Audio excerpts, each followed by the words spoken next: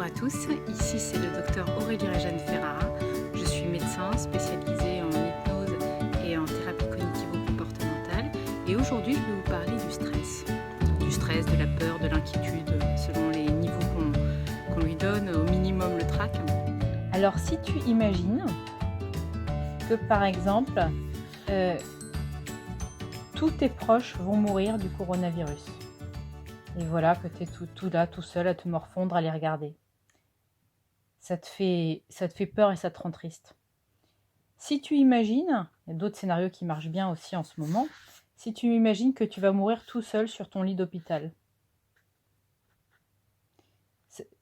pareil, ça te fait peur et ça te rend triste.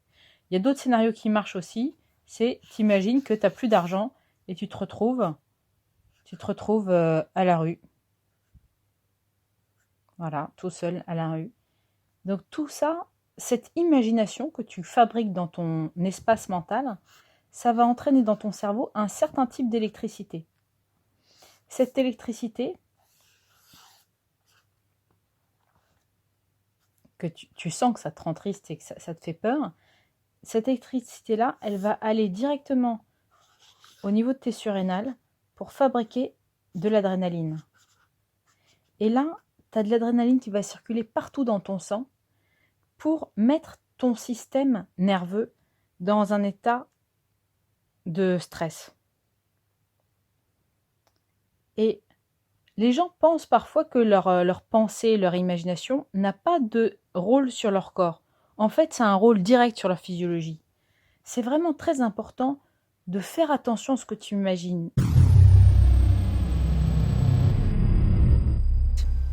Soit mon cerveau évalue que l'obstacle est soit inférieur à moi, soit à ma portée et je vais me battre, soit mon cerveau évalue que l'obstacle est supérieur à moi, que je n'ai aucune chance si je rentre dans la bataille, et donc il me préconise la fuite.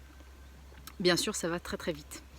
Ça va très très vite. L'autre jour, j'ai fait une surprise à Nicolas. Je vais sauter dessus comme ça dans la cour alors qu'il était 2h du matin et qu'il ne s'y attendait pas du tout. Il était au téléphone avec un pote.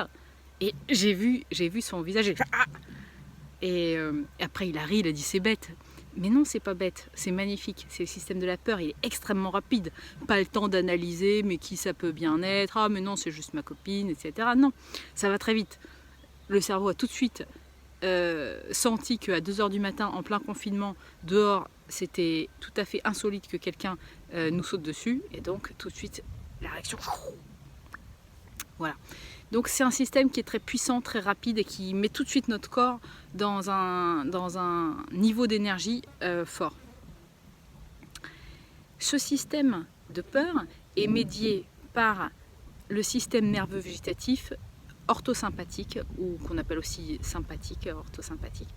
Donc c'est un système qui part de notre cerveau et qui est réparti sur l'ensemble de notre corps. Et la principale hormone neuropeptique qui est utilisée, c'est l'adrénaline. Qui est fabriquée par nos surrénales. Et qui va aider tout notre corps à monter dans un niveau puissant d'énergie pour avoir la force qu'il faut pour se battre ou pour s'enfuir et l'endurance qu'on a besoin pour sauver notre vie. On passe dans le système orthosympathique du stress. On a plusieurs systèmes végétatifs qui nous gouvernent. Et quand on est dans le système de la peur, on est dans le système orthosympathique du stress, qui va avoir une action à plusieurs niveaux. Au niveau de nos yeux, les pupilles vont se dilater pour capter la moindre parcelle de lumière, parce qu'au départ, nos stress sont des stress physiques. Il faut trouver la sortie, il faut trouver la lumière, il faut trouver l'issue. Donc, ça joue sur nos yeux. Ça va jouer sur notre gorge. Elle est sèche. C'est pas le moment de fabriquer de la salive, c'est pas le moment de digérer. Ça va agir sur notre cœur, bien sûr, qui se met à battre plus vite, parce qu'il faut apporter énormément de sang partout dans le corps pour pouvoir courir et se battre. D'ailleurs, tous les muscles sont contractés pour pouvoir courir et se battre. C'est la réaction de stress. Fight or flight. se battre ou s'enfuir. Donc tous les muscles sont là. La respiration, les poumons s'accélèrent. Les gens parfois sentent qu'ils sont oppressés à cet endroit-là, qu'ils ont du mal à respirer, qu'ils ont le souffle coupé, la respiration courte. La gorge est sèche, le ventre est noué. Le ventre est noué parce que ce n'est pas le moment de digérer. Il y a, à ce moment-là, la digestion se fait très mal. D'ailleurs, il y a des gens qui mangent en étant encore dans le système orthosympathique. Le système orthosympathique du stress. Et s'ils mangent encore dans le système orthosympathique, sans être passés dans l'autre système, qui est le système parasympathique, ben, ils vont pas pouvoir digérer correctement ce qu'ils mangent, puisqu'ils ne sont pas dans le bon système. Bref, ça va agir sur tout le corps. Les gens peuvent sentir que leurs glandes sudoripares ont changé, qu'ils ont les mains moites, qui suent des aisselles. Bref, on n'est pas dans un système normal quand on imagine des scénarios de peur. On est dans un système qui consomme énormément d'énergie. D'ailleurs, c'est fatigant le stress et l'anxiété parce que travailler comme ça, un haut régime avec le cœur qui bat plus vite, la tension qui peut être plus élevée, la respiration qui s'accélère, les muscles qui sont crispés, d'ailleurs les gens peuvent sentir dans leur cou, partout. Ça leur pompe beaucoup d'énergie. D'ailleurs, après un moment de peur, par exemple, si on va faire des attractions ou des montagnes russes et qu'on a tout le système qu'on a lancé, etc. Après, on sent comme une détente, ça a utilisé beaucoup de notre énergie. Et le système de la peur est un système, une fois qu'on est soulagé, si on est vraiment en on-off, si on a vraiment une fausse inquiétude et qu'on est complètement soulagé, ça déclenche le rire. Ça déclenche un soulagement merveilleux et le rire. Donc c'est très agréable, les enfants adorent se faire peur quand on est en système on-off, c'est-à-dire j'ai peur et je me rends compte que n'importe quoi. Là, c'est merveilleux parce que c'est un système qui a utilisé beaucoup d'énergie, mais ensuite qui génère une énergie du rire. Bref, ce qu'il y a, c'est que ça, c'est quand on se rend compte que notre peur était totalement infondée. Et dans ce cas-là, ça déclenche du rire. Et du coup, c'était très bien ça te fait peur. Par contre, souvent, dans notre vie, où on a la chance de vivre, pour ceux qui, comme moi, vivent dans un pays qui est assez sécuritaire, en paix, etc., j'ai rarement l'occasion d'avoir une peur véritable. J'ai rarement quelqu'un qui me pointe un couteau et qui attente à ma vie. Ça ne m'arrive pas. Donc, les peurs auxquelles je fais face, ce sont des peurs imaginaires. C'est des choses que j'imagine. Et la plupart des patients que je vois à mon cabinet viennent aussi pour une anxiété, du stress. Il y a des peurs qu'ils imaginent. Ils imaginent qu'ils vont être congédiés. Leur chef leur a mal parlé, etc. Ils n'ont pas eu de bons résultats, ils vont être congédiés. Et ils font le scénario dramatique de tout ce qui va se passer derrière et qui va être très difficile à gérer.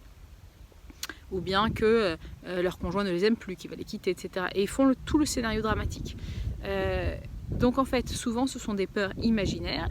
Et du coup, on n'a pas cet effet on-off. On n'a pas cet effet « j'ai eu peur, mais c'est bon, ma chérie m'a dit qu'elle m'aimait » ou bien « mon chef m'a dit que ça, c'était du bon travail, donc je suis entièrement rassurée ». Non, il reste une certaine méfiance. Oui, il m'a dit que c'était du bon travail, mais en fait, il ne le pense pas, ou alors c'est pour mieux me saquer derrière, ou bien ma chérie m'a fait un bisou, mais je suis sûre qu'elle pense encore à son collègue, ou j'en sais rien, n'importe quoi.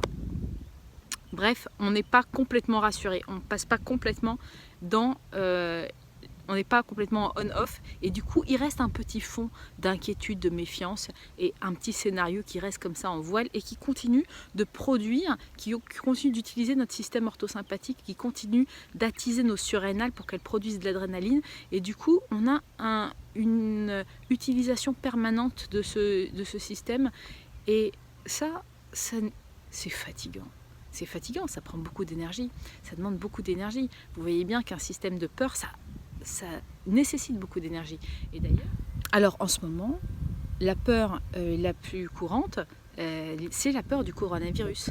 Donc moi, j'ai pas mal de patients qui soit imaginent qu'ils vont attraper le coronavirus et qui imaginent qu'ils vont pas gagner la bataille de leur corps contre le virus, imaginent qu'ils vont perdre cette bataille Et puis, ils se voient déjà agonisant, tout seul à l'hôpital, puisqu'on ne leur aura pas permis, on n'aura pas permis à leurs proches de venir leur serrer la main. Donc agonisant en visioconférence, merci Zoom au passage, ou Facebook. Ils imaginent ça. Ou ils imaginent que leurs proches vont l'attraper et vont mourir. Alors ça, je dis ils, mais moi ça m'est arrivé. En tout début de confinement, je recevais énormément de messages des autres médecins, de l'ARS, de la Caisse primaire d'assurance maladie. On a reçu des messages de médecins italiens. Et puis c'est vrai que quand j'ai vu que certains enfants avaient attrapé une maladie de Kawasaki, qu'ils avaient des myocardites, etc., et que nous, on allait probablement tous s'attraper parce qu'on n'aurait peut-être pas les masques à temps.